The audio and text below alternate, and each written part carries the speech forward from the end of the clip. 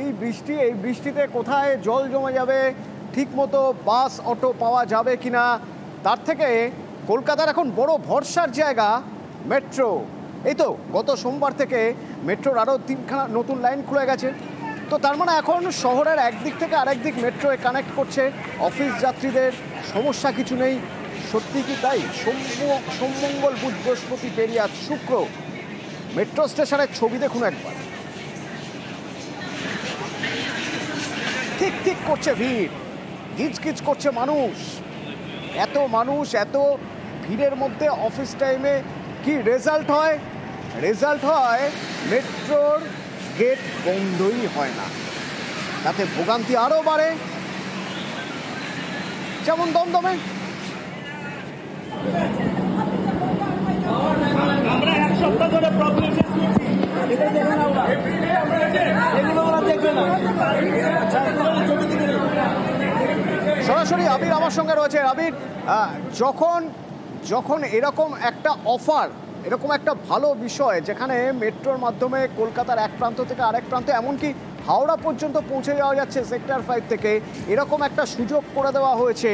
Line চালু করার আগে, জনসাধারণের জন্য লাইন খোলার আগে এই ভিড় ম্যানেজমেন্টের একটা ব্যবস্থা তো করা যেত, মানে যাতে ঠিক সময়ে ট্রেন যায় এবং যাতে এই ভিড় কন্ট্রোল করা যায় সেরকম একটা ব্যবস্থা, নাকি সেই সব ব্যবস্থা না করেই দ্রুত চালু করে দেওয়া হয়েছে লাইন, আর তার ফল এখন ভুগতে হচ্ছে মানুষকে?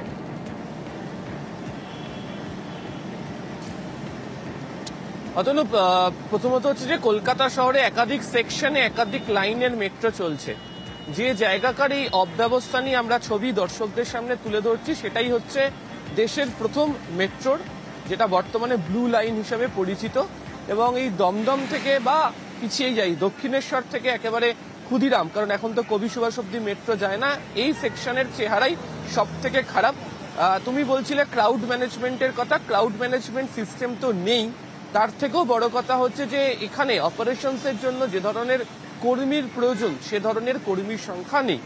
দুটো অসুবিধার কারণ টেকনিক্যালি অবশ্যই তৈরি হয়েছে, তার মধ্যে প্রধানটা কবি সুভাষ এবং ক্ষুদিরামের মধ্যে, এবং যে কারণেই ব্লু লাইনের মেট্রোর পরিষেবার সংখ্যা বৃদ্ধি করা হলেও কোনো ঘোষণা ছাড়াই হঠাৎ করে মেট্রো টালিগঞ্জে থেমে যাচ্ছে, ঘুরে যাচ্ছে। শনিবার এবং রবিবার দুদিন ধরে শহীদ ক্ষুদিরাম এবং কবি সুভাষের মাঝে রিভার্সেবল পয়েন্ট তৈরি করা হবে, অর্থাৎ এতদিন যে মেট্রো রেখে কবি সুভাষে গিয়ে ঘুরে আসতে হতো সেটি শহীদ ক্ষুদিরামের পরই ঘুরিয়ে আনতে পারা যাবে।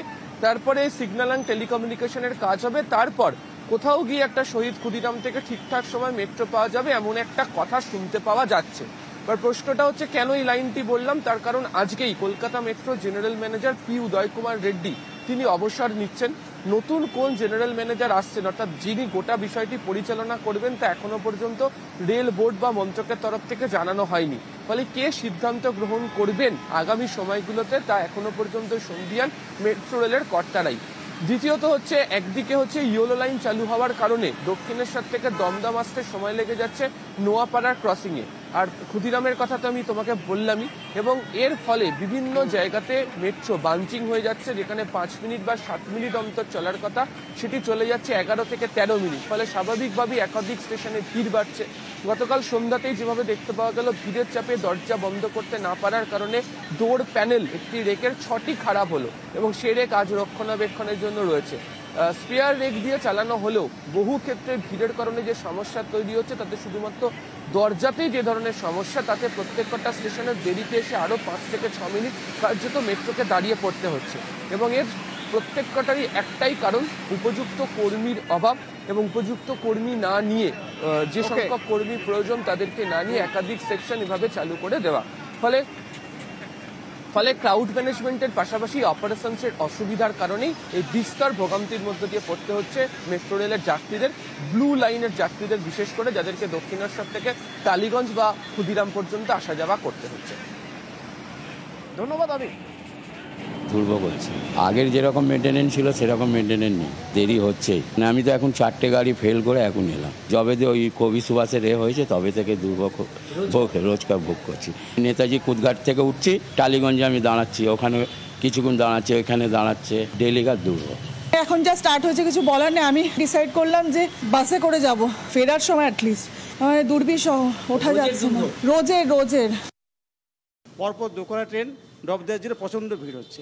অবশ্যই আগে তো ব্যবস্থা করবে যে কী হবে কী হচ্ছে, এগুলো প্যাসেঞ্জারের কোনো অসুবিধা হচ্ছে কি না, আগে তো ট্রেনের ব্যবস্থা করে রুট চালু করবে। রুট চালু হয়েছে, আমরা সবাই খুশি, প্রতিদিন তো এটা চলতে পারে না। এটা একটা আশু সমাধান প্রয়োজন, যাতে করে যাত্রীরা আগে যেমন সাশ্রয় যেতে পারতো সেইভাবে যেতে পারে। আগে যেতাম সুবিধায় যেতে পারতাম, এখন সেই সুবিধায় যেতে পারছি না, ভিড় হচ্ছে, এত ঠাসাঠাসি বেরোনো যাচ্ছে না, ওঠা যাচ্ছে না, বেরোবার চেষ্টা থাকছে না, যে আমি বেরিয়ে যাবো নামবো সেও অবস্থা থাকছে না।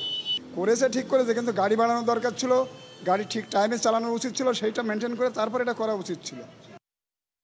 গ্রিন লাইনটা শুরু হয়, গ্রিন লাইনটা শুরু হচ্ছে, ভিড় বেড়েছে একটু, তো ওর জন্য একটু এটা ট্রান্সপোর্টটা বাড়াতে হবে, মেট্রোটা বাড়াতে হবে একটু। बहुत रश हो गया है। आई थिंक मेट्रो सर्विस और बढ़ाना चाहिए, फ्रिक्वेंसी बढ़ाना चाहिए।